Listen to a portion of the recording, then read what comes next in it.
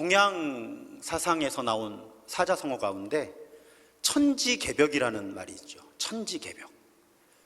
한마디로 하늘과 땅이 처음 열려서 세상이 새롭게 시작되는 것을 말합니다. 그래서 실제로 세상이 새롭게 되지는 않아도 경험하기 어려운 큰 격변이 사회에 일어나면 우리는 천지개벽이라는 말로 표현을 하죠.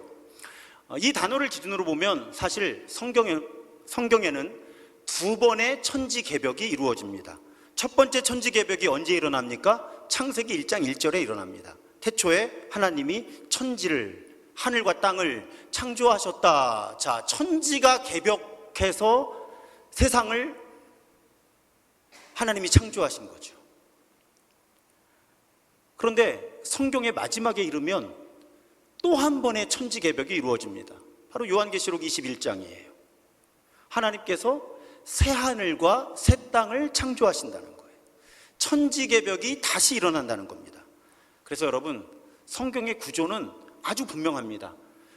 창세기의 천지개벽으로 시작해서 요한계시록의 천지개벽으로 끝나는 이야기, 그것이 성경적 세계관이에요. 성경이 묘사하는 역사의, 또 이 세상의 움직임입니다. 그래서 여러분, 지난주에 우리가 하늘로부터 땅으로 내려오는, 성경에 있는 단위 기준으로 보면 가로 세로 높이 2400km의 하나님의 제국, 하나님의 나라가 땅으로 내려온다는 부분 살펴보았잖아요. 그런데 그 하늘로부터 땅으로 내려오는 그 나라가 전부가 아니라 사실은 온 우주가 개벽을 한다는 거예요. 마지막 때 온 우주가 새롭게 창조된다. 그것이 성경의 분명한 메시지입니다. 그러고 보면요, 이 요한계시록의 마지막 장면은 창세기와 아주 논리적으로 잘 연결이 됩니다. 22장에 새롭게 창조된 세상, 또 하늘로부터 내려오는 그 하나님의 나라 묘사하는 장면에 이런 묵시가 포함되어 있어요. 또 그가 수정같이 맑은 생명수의 강을 내게 보이니, 생명수의 강. 그 다음에 2절에 보면 강 좌우에 생명나무가 있더라. 여러분, 요한계시록은 성경 전체의 이미지들을 끌어와요. 이 장면도 성경의 다른 곳에, 에스겔서 여러 곳에 이미지를 끌어오는 것인데, 오늘 설교의 맥락에서 보면 무엇이 떠오르십니까? 창세기의 에덴 동산이에요. 강이 흐르고 생명나무가 있잖아요. 그러니까 여러분, 성경을 통해서 하나님께서 우리에게 드러내시는 하나님의 계획 아주 분명한 거예요. 창조로 시작해서 새 창조로, 에덴 동산으로 상징되고 대표되는 아름다운 세상을 하나님 만드셨다는 거예요. 망가졌잖아요. 우린 지금 망가졌고 망가진 세상을 살잖아요. 그런데 그날이 오면 하나님이 에덴 동산을 만드셨을 때의 그 아름다움이 회복되는 세상이 반드시 온다. 그래서 창세기의 천지개벽으로 시작해서 요한계시록의 천지개벽으로 끝나고요, 창세기의 에덴 동산에서 시작해서 요한계시록의 또 다른 에덴 동산으로 성경은 마무리가 되는 거예요. 하나님이 약속을 지키십니다. 지난주에 우리 하나님이 어떤 약속을 지키시는 장면을 보았죠? 하나님의 나라가 임하시오며 기도하게 하시고 하나님의 나라가 정말 내려오잖아요. 그리고 하나님이 창조하신 그 아름다움을 반드시 다시 회복시킬 것이다. 그리고 요한계시록의 마지막에 그 일이 이루어집니다. 게다가 하나님께서 새 하늘과 새 땅을 창조하시겠다, 천지를 개벽하시겠다 하는 예언은 요한계시록에서 불쑥 튀어나오질 않습니다. 적어도 예언서에서부터 명백하게 등장하기 시작하는데, 대표적인 예언서가 이사야죠. 이사야의 여러 대목이 새하늘과 새 땅을 예언합니다. 그 중에 대표적인 본문 65장 17절 세번역으로 보면요, 보아라, 내가 하나님이 새하늘과 새 땅을 창조할 것이니 이전 것들은 기억되거나 마음에 떠오르거나 하지 않을 것이다. 예수님 오시기 700년 전이에요. 적어도 그때부터 하나님은, 그리고 이사야가 예언할 때 당시 상황이 어땠죠? 하나님의 백성 이스라엘이 북이스라엘과 남유다로 분열되어 있다가 우리 매일 기도에 지금 읽어나가는 본문 위치잖아요. 망하잖아요. 다 망하잖아요. 회복의 가능성 없어 보이잖아요. 근데 그런 상황 속에서 하나님은 내가 새하늘과 새 땅을 다시 창조할 건데 그 새하늘과 새 땅이 얼마나 완벽하고 아름답고 좋은가 하면 본래 존재하던 하늘과 땅은 기억되지도 않을 거고 생각도 안 날 거다. 그리고 요한계시록의 마지막에 이르니까 정말 하나님이 새하늘과 새 땅을 창조하시는데 본래 있던 하늘과 땅은 사라지더라 하는 거잖아요. 하나님은 약속을 지키시는 하나님이시라니까요. 적어도 이사야 시대부터 약속하신 그 새하늘과 새 땅을 요한계시록 끝에서 다시 한번 약속하시는 거예요. 새하늘과 새 땅이 이루어지는 그날은 반드시 온다. 나는 약속을 지키는 창조주다. 그것이 요한계시록의 결론에 해당하는 부분이에요. 그래서 여러분, 하나님이 아름답게 지으셨잖아요. 우리를, 세상을. 창세기 보면 어떻게 기록되어 있습니까? 하나님이 보시기에 좋았다는 거예요. 창조주가 보기에도 좋은 수준으로 하나님이 세상을 창조하신 거예요. 우리는 지금 힘들잖아요. 왜요? 한 사람 한 사람도 망가졌지. 망가진 사람들이 사회를 이루니까 세상도 망가졌지. 망가진 사람들이 생태계 다 뒤집어 놔서 생태계도 파괴되지. 우리는 망가진 존재로서 망가진 세상을 살아가는 거예요. 그런데 하나님은 계속 그 망가진 것들을 회복시키고 싶어 하시는 거죠. 그러다가 그날이 올 건데, 그날에 천지개벽이 일어나서 온 우주가 새로워질 것이다. 그런데 아까 그 생명나무, 생명의 강이 그래서 온 땅의 평화를 이루어요. 그러니까 여러분, 모든 나라, 모든 만물, 오늘 하나님 선언하시잖아요. 5절에 보면 보라 내가 만물을 새롭게 하노라. 제가 지난 부활절에 나눈 메시지죠. 하나님은 사람만 새롭게 하시는 하나님이 아니라 사람의 영혼만 구원하시는 하나님이 아니라 예수 그리스도의 십자가는 만물을 새롭게 하셨고 만물을 하나님과 화해시키셨다. 이것이 성경의 증언이잖아요. 끝까지 하나님은 만물을 새롭게 하시는 하나님이셔서 정말 그날이 오면 새하늘과 새 땅, 만물을 새롭게 하실 것이다. 여러분, 성경이 얼마나 일관됩니까? 우리 한 사람의 구원의 이야기를 살펴보죠. 벌써 5년째 이 말씀을 드리는데도 이게 너무 선입견들이 강하셔서 생각을 바꾸시기가 쉽지 않은 것 같아요. 자, 우리의 영혼만, 우리가 죽은 다음에 우리의 영혼만 빠져나가서 구원을 얻을까요? 성경은 그렇게 말씀하고 있지 않다고 제가 반복해서 설명드리죠. 우리 마지막에 구원이 어떻게 일어난다고요? 몸의 부활과 함께 이루어진다는 거죠. 그러니까 물질 세계가 사라지고 영적인 세상이 이루어지는 것이 하나님의 계획이 아니라는 거예요. 물질, 하나님이 창조하신 물질 세계가 새롭게 되는 구원을 성경은 말합니다. 게다가 고린도후서 5장에 보면 여러분 어떤 비유가 나와요? 우리 몸이 장막이라는 거예요. 천막, 텐트, 임시 구조죠. 그런데 이 장막이 이제 수명을 다하고 나면 어떤 일이 일어난다고요? 영혼만 빠져나가서 구원을 얻는 게 아니라 새로운 집이 덧입혀진다고 성경은 표현한단 말이죠. 그래서 성경의 단어를 제가 수요치유 예배 때 어떻게 해석을 해드렸죠? 이 장막은 진짜 천막, 임시. 그런데 나중에 집이 너희들에게 덧입혀진다 할 때 그 집은 진짜 제대로 된 집. 그러니까 성경이 말하는 우리 사람의 구원은 이 몸은 썩어 없어지고 영혼만 구원을 얻는 것이 아니라 일단 죽은 다음에 마지막 구원이 이루어질 때까지는 어떤 중간 상태가 있겠죠. 하지만 결정적으로 마지막 최종적이고 완전한 구원이 일어날 때는 이 몸이 변형된 신령한 몸으로 우리 전부가 구원을 얻는다. 이것이 성경의 증언이거든요. 그러니까 얼마나 일관돼요. 이 세상도 마찬가지라는 거예요. 어느 날 하늘과 땅이 다 사라지고 뭔가 영적인 세상이 오는 게 아니라 여러분, 새하늘과 새 땅이 이루어지는데 거기는 강도 흘러요. 나무도 있어요. 다 있죠. 그러니까 하나님이 창조하신 이 세상이 사라지는 게 아니라 새롭게 격변이 일어나서 완전한 세상이 오는 것, 그런 구원을 하나님은 개인의 구원부터 온 우주의 구원까지를 성경에 명백하게 가르쳐주고 계시다는 거죠. 우리가 안 읽어서 그렇죠. 그래서 여러분, 우리 몸이 부활하면서 우리가 구원받을 줄 믿습니다.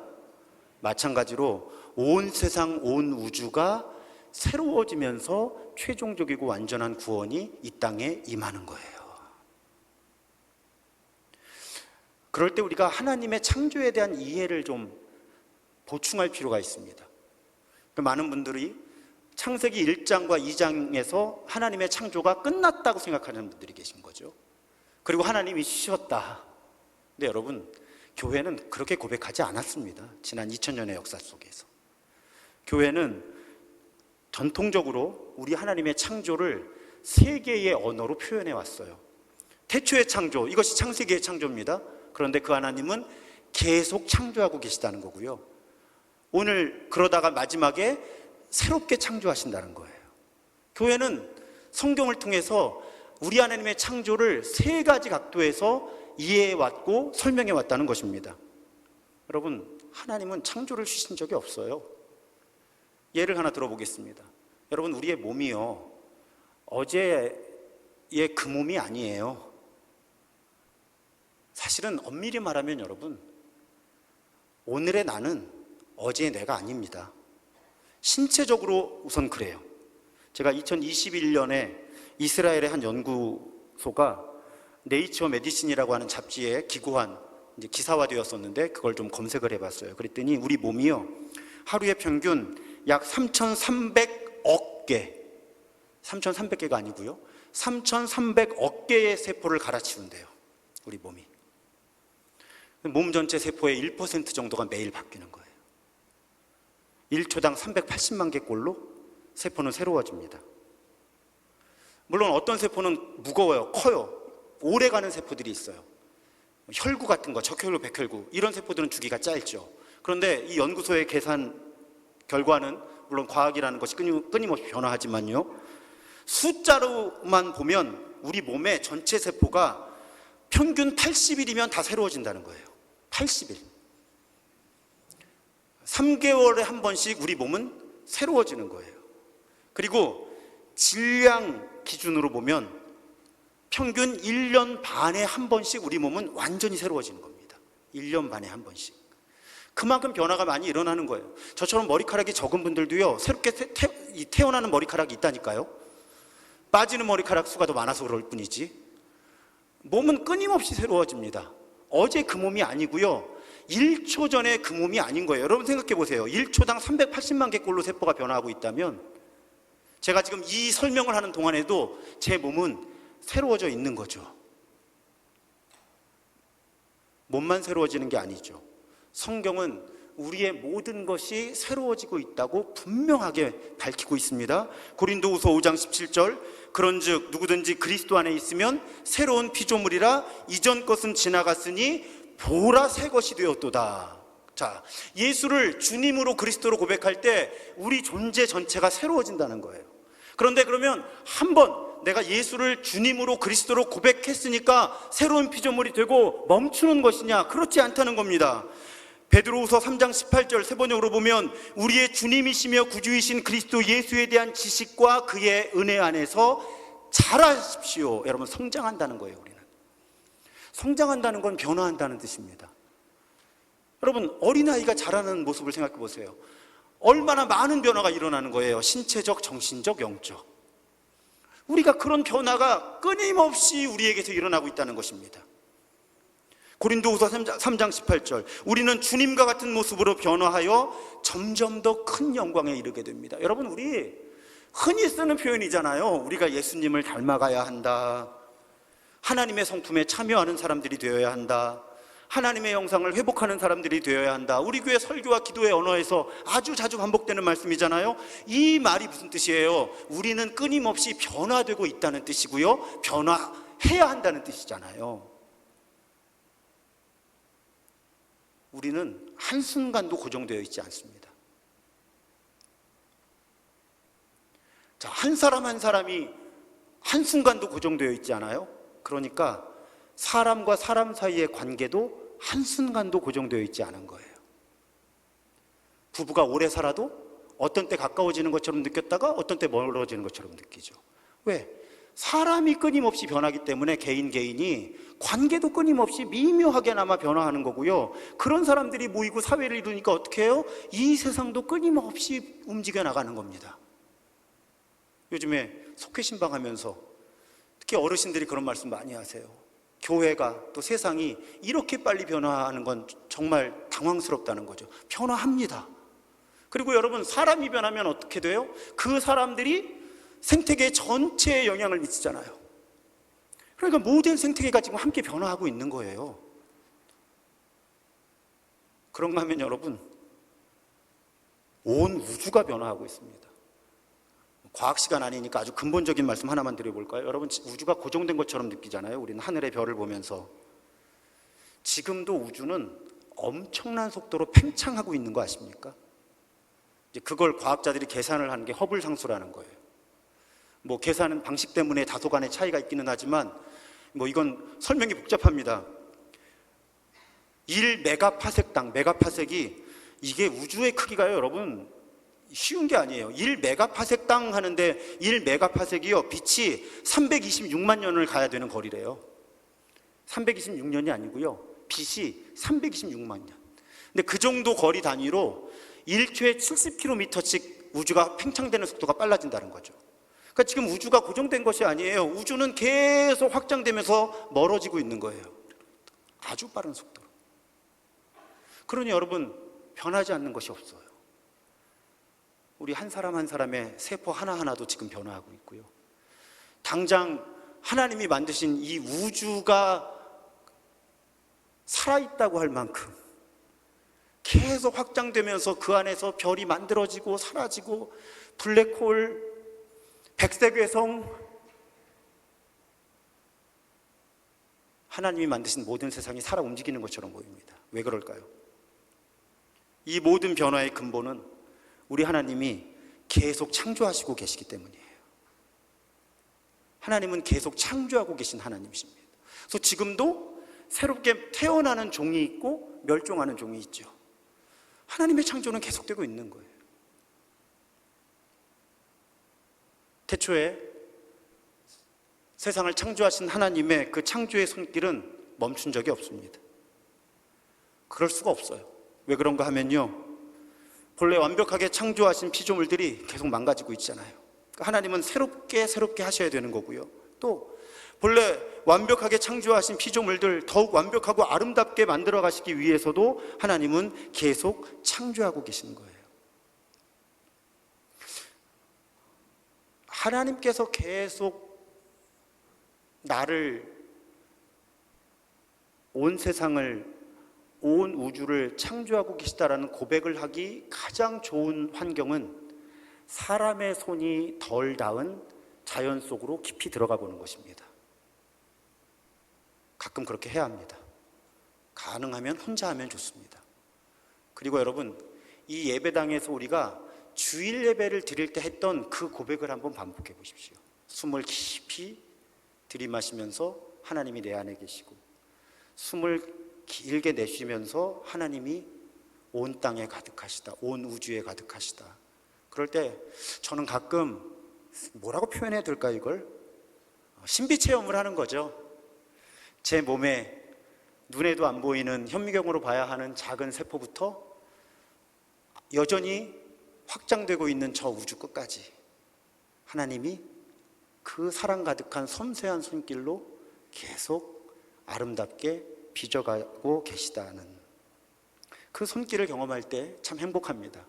여러분도 해보셨으면 좋겠어요. 가끔은 그런 체험을 뜻밖의 상황 속에 하기도 합니다. 제가 거짓말을 안 하려고 애를 쓰는 거 아시니까 이상하게 너무 생각하지 마시고요. 얼마 전에 책을 읽고 있었습니다. 제 방에서. 그 책의 내용은 신학과 과학의 대화, 이런 책이었어요. 제 관심 분야 중에 하나잖아요.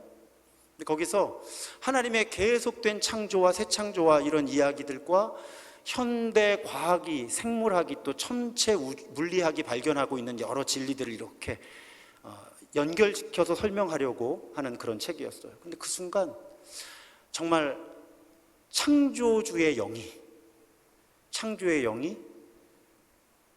저의 존재 깊은 곳에 계신 그 창조의 영이 어딘지도 모르는 그 우주의 끝까지를 끌어안고 빚어가고 계시다. 그걸 제가 신체적으로 경험하는 순간이 불과 한 두어 달 전에 있었습니다. 아는 만큼 보이고요, 아는 만큼 경험하게 되는 거예요. 그래서 여러분, 하나님은 지금도 여러분 한 분 한 분을 빚어가고 계신 거예요. 여러분들의 가정을 창조하고 계신 겁니다. 이 세상을 창조하고 계신 거고요, 온 우주를 창조하고 계신 거예요. 그것이 와닿지 않는 이유는 두 가지가 있습니다. 하나는 우리의 영적인 감각이 무뎌졌기 때문이에요. 그래서 제가 사람의 손이 닿지 않은 곳으로 깊이 들어가 보시면 이 경험을 하기에, 물론 이건 은혜로 주어지는 경험이기는 하지만 은혜를 경험할 가능성이 조금 높아진다고 표현을 한 거고요. 또 한 가지 이유는 악은 하나님이 창조하시는 것을 망가뜨리려고 길을 쓰고 있다는 거죠. 그러니까 하나님은 계속 끊임없이 창조하시는데 사탄은, 또 사탄의 하수인들은 계속 그걸 한쪽에서 무너뜨리니까 우리 눈에는 무너뜨리고 망가지는 게 먼저 보이고 하나님이 끊임없이 새롭게 창조하시는 그 창조의 활동이 덜 눈에 들어온다는 거예요. 근데 그 두 가지 변수를 우리가 알아채고 깨닫고 나면, 그래서 우리 영적인 영점 조정을 잘하면 보이게 되고 느껴지는 겁니다. 아, 하나님이 지금도 창조하고 계시구나. 그러면 세상을 보는 관점이 달라지는 거예요.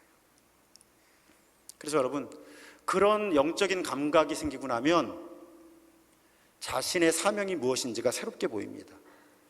창세기에서 우리 하나님이 세상을 창조하실 때 사람을 하나님의 형상으로 창조하셨다라는 고백의 아주 중요한 차원이 무엇입니까? 하나님이 창조하신 모든 창조 세계를 사람들 보고 하나님을 대신해서 관리하게 하신 거예요. 망쳐놓는 게 아니라 하나님처럼 잘 관리하라고 사람들에게 청지기의 관리인의 사명을 하나님 맡기신 것이고, 창세기의 중요한 고백이거든요. 우리는 잘 돌보는 게 아니라 많이 망가뜨려 왔죠. 지금도 망가뜨리고 있고. 그런데 하나님께서, 창조주 하나님께서 지금도 창조하고 계시다라는 그런 고백과 그런 경험까지, 체험까지 하고 나면요, 지금도 창조하시는 하나님의 동역자로 살아야 되겠다는 마음이 들 수밖에 없는 거예요. 그러면 어떻게 지금도 계속 창조하시는 하나님의 동역자가 될 수 있을까요? 여러분, 단순해요. 우리의 몸과 마음을 하나님께서 창조하실 때의 아름다운 상태로 회복시키고 돌보려고 노력할 때 우리는 하나님의 계속되는 창조에 참여하는 것입니다. 제가 그래서 내일부터 쉬려고요. 설교를 준비하면서 다짐했습니다. 본을 보여야 하니까요. 제 몸을 잘 돌볼 때, 또 제 마음을 잘 돌볼 때 우리는 하나님이 지금 제 몸과 마음을 새롭게 하기 원하시니까 그런 하나님의 손길, 계속된 창조의 손길에 제가 참여하는 거예요. 또요, 자, 이 세상 악으로 가득한 것처럼 보이고 정의롭지 못하고 사랑보다는 증오가 많고 그런 세상 속에서 우리가 할 수 있는 범위 안에서 사랑과 정의가 조화를 이룬 그런 하나님 나라의 평화를 이루기 위해서 노력할 때 우리는 이 세상을, 이 사회를 새롭게 하시는 하나님의 계속적인 창조에 참여하는 거예요. 내 삶의 자리에서, 가정이든 일터든 그곳에서 최선을 다해서 하나님의 정의, 또 하나님의 사랑, 그 가치가 우선순위가 되는 삶의 태도를 내가 선택할 때 우리는 하나님의 계속적인 창조의 동역자가 되는 거죠. 또 우리가 경제적인 이익과 또 편리함을 포기하면서 이 세상 모든 피조물들과 더불어 사는 삶을 선택할 때 일회용품 사용 줄이고 최대한 대중교통 이용하고 그럴 때 우리는 이 세상을 계속 창조해 가시는 하나님의 동역자로 하나님의 계속되는 창조에 참여하는 겁니다. 그리고 그런 삶이 하나님께서 우리 하나님의 백성들에게 주신 가장 기초적인 사명인 거예요. 가장 근본적인, 기본적인, 선교적인 사명인 겁니다. 그렇게 우리가 하나님의 계속되는 창조의 동역자들로 살아가다 보면 그래도 세상은 망가져갈 수 있거든요. 왜요? 아까 말씀드렸잖아요. 악이 치열해서. 또 악은 뭘 이용하죠? 우리의 욕심. 그래서 우리는 계속 그 창조를 방해하고 망가뜨릴 거예요. 그렇지만 비극이 아닌 건 그러다 어느 날 하나님은 모든 것을 새롭게 하시는 새 창조를 이루시겠다고 우리에게 약속해 주시는 거죠. 그날이 오면 하나님과 하나님으로부터 나오는 좋은 것들로만 가득한 세상이 이루어진다는 겁니다. 우리 한 사람 한 사람부터 온 세상 끝, 온 우주의 끝까지 하나님은 그 창조의 아름다움을 회복하실 것이다. 요한계시록은 그 약속으로 마무리가 되는 거예요. 여러분, 그날이 오면 새하늘과 새 땅이 이루어지면 과연 어떤 일이 일어나는가, 이걸 구체적으로 설명하기가 어려우니까 오히려 요한계시록의 21장과 22장은 이것도 없고 저것도 없고 없는 걸 강조합니다. 없는 걸. 또 내가 새하늘과 새 땅을 보니 처음 하늘과 처음 땅이 없어졌고, 처음 하늘과 처음 땅은 망가졌거든요. 그러니까 그건 없어져야 되는 거예요. 바다도 다시 있지 않더라. 고대인들의 세계관에서 바다가 무엇을 상징해요? 악과 혼돈을 상징해요. 그러니까 악과 혼돈이 사라진다는 거예요. 그 다음에 우리 사람들이 어떤 경험을 해요? 모든 눈물을 그 눈에서 닦아주실 것인데 다시는 사망이 없고, 우리 가장 두려운 게 죽음이잖아요. 그래서 사망이 없다는 거예요. 그러니까 애통, 슬픔도 없어요. 아픈 것도 없어요. 그건 다 지나간다는 거예요. 망가진 모든 것이 다 지나간다는 거예요. 그래서 여러분, 새하늘과 새 땅, 그리고 하늘로부터 내려오는 새 예루살렘에는 혼돈과 악을 상징하는 바다도 없고, 죽음도 없고, 눈물과 애통함이 없고, 악하고 부정한 것이 없고, 따로 성전도 필요 없고. 왜? 다 하나님으로 가득하니까. 따로 빛이 필요 없고. 왜? 하나님이 빛으로 가득하시니까. 닫힌 문이 없다. 문은 항상 열려 있다. 누구나 들어올 수 있는 나라니까. 그렇게 하나님은 마지막에 이루어질 새하늘과 새 땅을 우리에게 설명해 주고 계시다는 말씀이에요. 그래서 여러분, 우리에게는 그 소망이 있어야 되는 거예요. 그 기대감이 있어야 되는 거예요. 하나님이 계속 창조하고 계시고 마지막에 새롭게 창조하실 것이다, 완벽하게 창조하실 것이다 라는 기대감이 우리에게 있어야 합니다. 하나님 때문이 아니고요. 그래야 우리에게 이 망가진 세상을 살아낼 힘이 생기는 거예요. C.S. 루이스가 이런 말을 합니다. 당신이 인류의 역사를 되돌아보면, 우리가 인류의 역사를 되돌아보면 이 현세에서 가장 많은 일을 한 그리스도인들이 어떤 사람들이냐, 내세관에서 가장 많이 생각하는 사람들이 이 현세에서도 가장 많은 일을 한다는 거예요. 그러면서 이렇게 말하죠. 대다수 그리스도인들은 내세에 관한 생각을 멈추는 바람에 현세에서 매우 무기력해진다는 거예요. 두 가지 그리스도인들이 있죠. 어떤 사람들은 마지막에 이루어지는 하나님의 나라, 하늘로부터 내려오는 하나님의 나라에 대한 기대감과 소망이 없는 거예요. 그러니까 이 현실을 바꿔나갈 수 있는 방향성도 기대감도 힘도 없는 거죠. 또 왜곡된 이해, 영혼만 빠져나가서 천국에 간다고 믿으면 현실을 왜 바꿉니까? 영혼만 빠져나가서 천국 가면 되는데. 그러니까 이 세상에서의 삶을 포기하게 되는 거죠. 그러니까 마지막에 이루어지는 하나님의 나라에 대한 기대감이 아예 없거나 그 기대감, 그 모델이 왜곡되어 있으면 우리가 현실을 감당해내고 심지어 현실을 변화시킬 수 있는 힘이 생기질 못한다는 거예요. 한국교회가 이 부분이 강했던 거죠. 어떤 분들은 죽어서 영혼만 가는 천국에 대한 소망이 강했던 거예요. 나쁜 건 아니에요. 그런데 그 기대감만으로는 현실을 바꿀 힘이 생기질 못하는 거예요. 왜? 내가 죽어서 천국 가면 되는 거예요. 이 현실이 어떻게 되든지 그건 중요하지 않아요. 그런데 하나님은 그런 하나님 나라를 말씀하고 있지 않다는 거죠.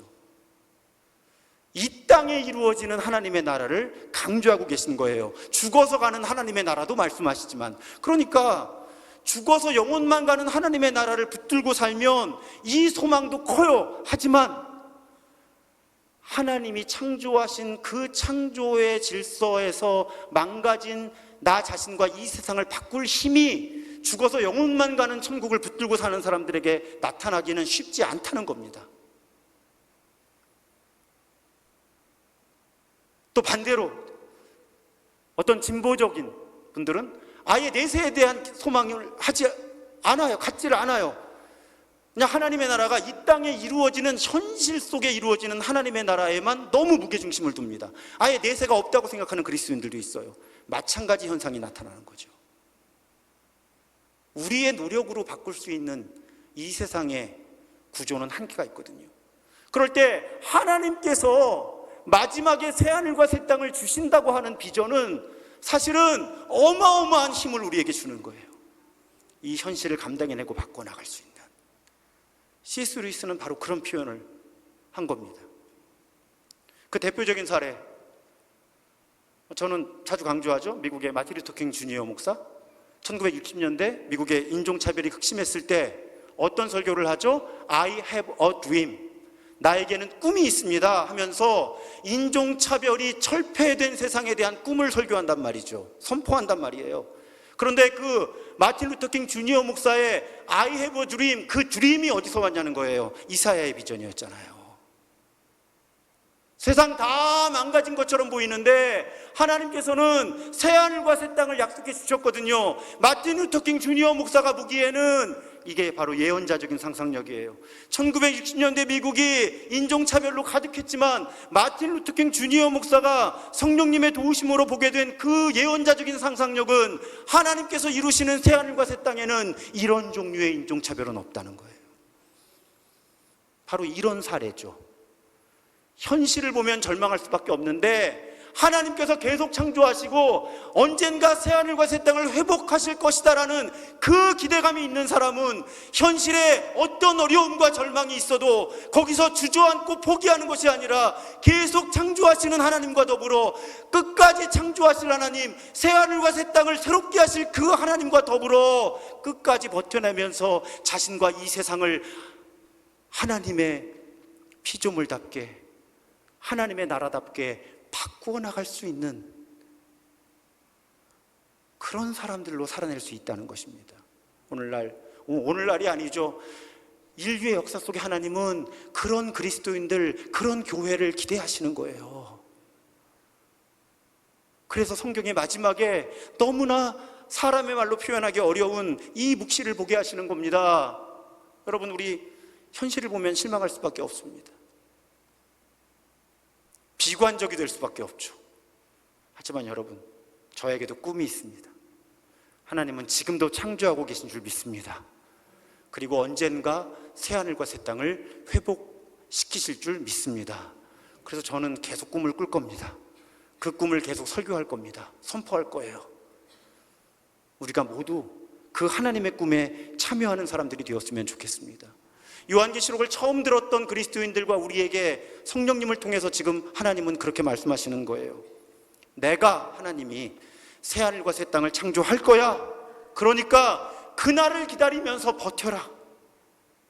그날을 기대하면서 버텨라. 힘들지? 버텨. 할 수 있는 대로, 그리고 정의롭게 살아가며 살아. 버텨내요. 믿음으로 버티면 새롭게 창조되는 새하늘과 새 땅의 그 나라가 반드시 온다.